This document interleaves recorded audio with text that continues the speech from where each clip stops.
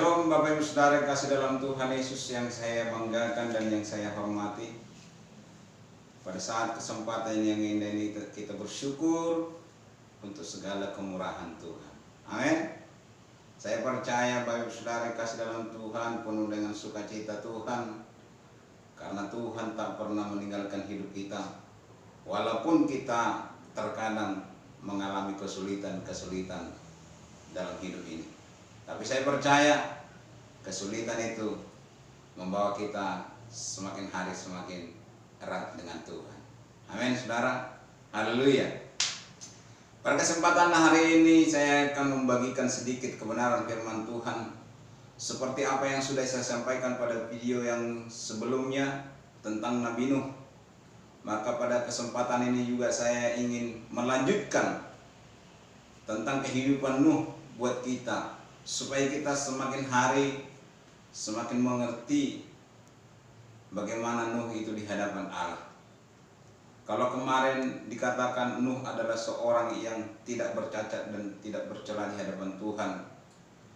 Yang kedua, dia tidak mengikatkan hidupnya terhadap dunia ini. Yang hari ini saya ingin menjelaskan, saya ingin memberikan penjelasan sedikit mengenai Nuh yang lainnya. Sisi hidup Nuh di hadapan Tuhan terhadap kita sekalian pada kesempatan hari ini. Saya akan membacakan firman Tuhan buat kita sekalian. Mungkin Bapak Saudara sudah menyiapkan Alkitabnya, silahkan buka Alkitabmu bersama-sama. Saya akan bacakan buat kita pada kesempatan hari ini. Kejadian pasal yang ke-8. Ini agak panjang ayatnya, tapi saya akan putus-putus sedikit. Akan saya patah-patah sedikit ayat-ayatnya supaya kita bisa lebih singkat lagi, saudara. Kejadian pasal yang ke-8 ayat yang ke-20. Demikianlah firman Tuhan. Lalu Nuh mendirikan mezbah bagi Tuhan dari segala binatang yang tidak haram dan dari segala burung yang tidak haram. Diambilnya lah beberapa ekor. Lalu ia mempersembahkan korban bakaran di atas mezbah itu. Ketika Tuhan mencium persembahan yang harum itu, berfirmanlah Tuhan dalam hatinya, Aku tak akan mengutuk bumi ini lagi karena manusia, sekalipun yang ditimbulkan hatinya adalah jahat dari sejak kecilnya. Dan aku tak akan membinasakan lagi segala yang hidup seperti yang telah kulakukan. Selama bumi masih ada, aku tak akan berhenti-henti Selama bumi masih ada, tak akan berhenti-henti musim menabur dan menuai, dingin dan panas, kemarau dan hujan, siang dan malam. Dan nanti kita akan baca untuk selanjutnya.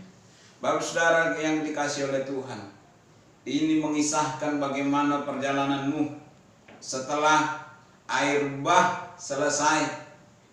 Tuhan menyuruh Nuh keluar dari bahtera itu, dan semua binatang-binatang yang besar bersama-sama dengan dia. Tetapi saat ia keluar dari bahtera itu, dia mengambil beberapa ekor binatang yang tidak haram, lalu mempersembahkannya di hadapan Allah. Bapak saudara, ini menunjukkan bagaimana kesetiaan Nuh di hadapan Tuhan. Jadi yang pertama, Bapak saudara yang dikasihi oleh Tuhan, Nuh setia terhadap Allah.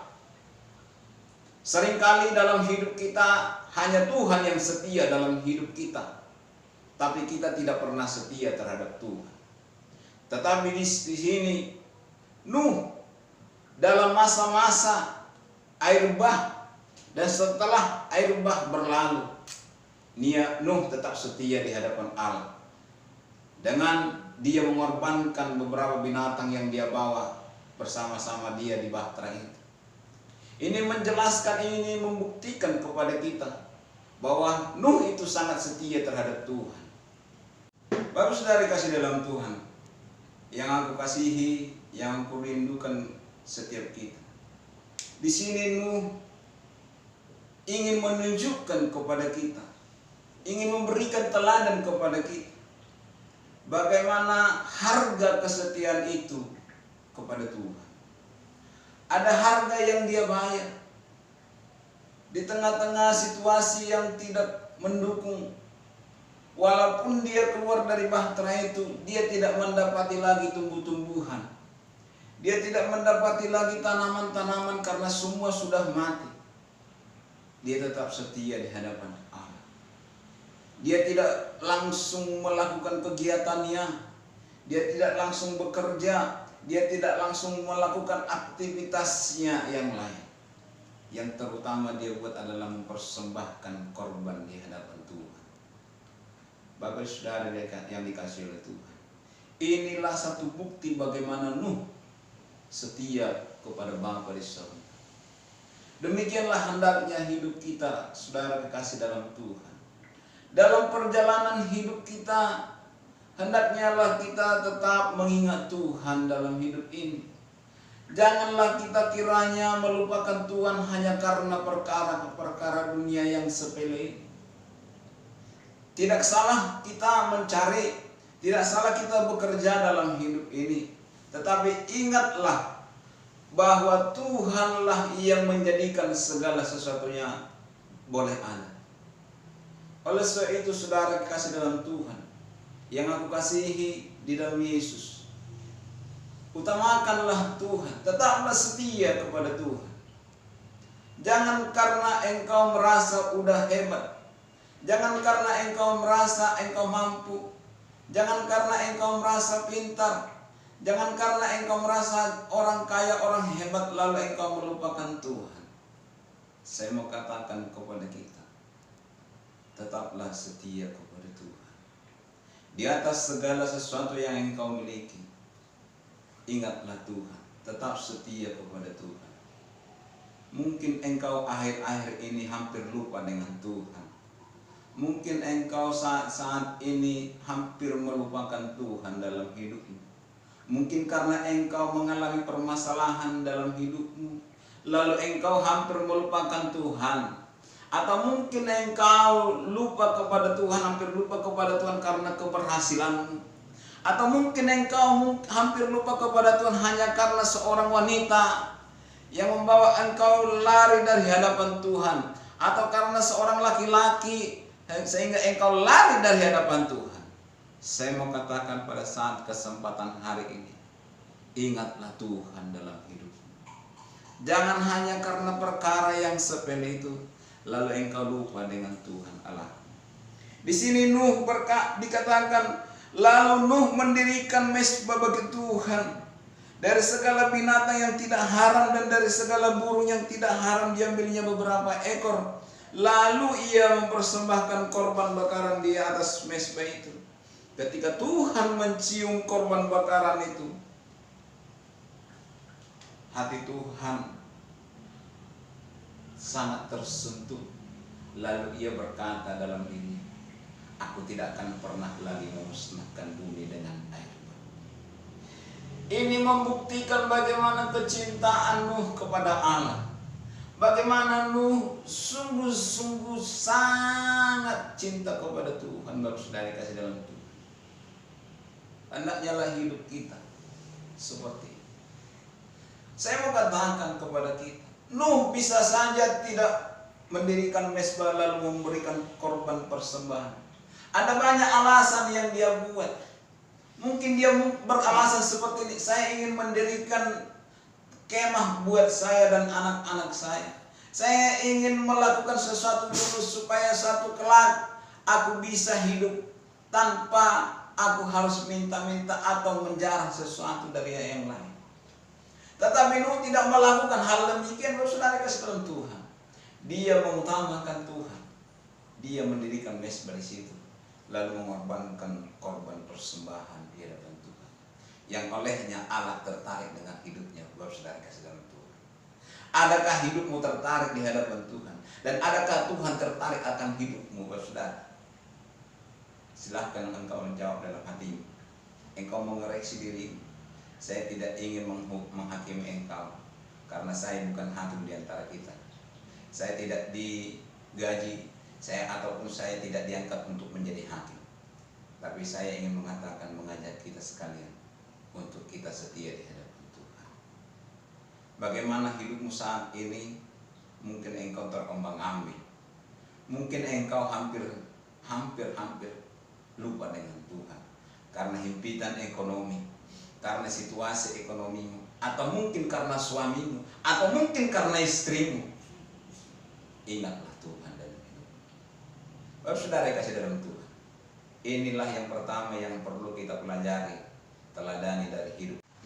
Bapak saudara kasih dalam Tuhan, yang kedua yang bisa kita lihat atau yang bisa kita pelajari dari Nuh adalah bagaimana Allah memberkati Nuh.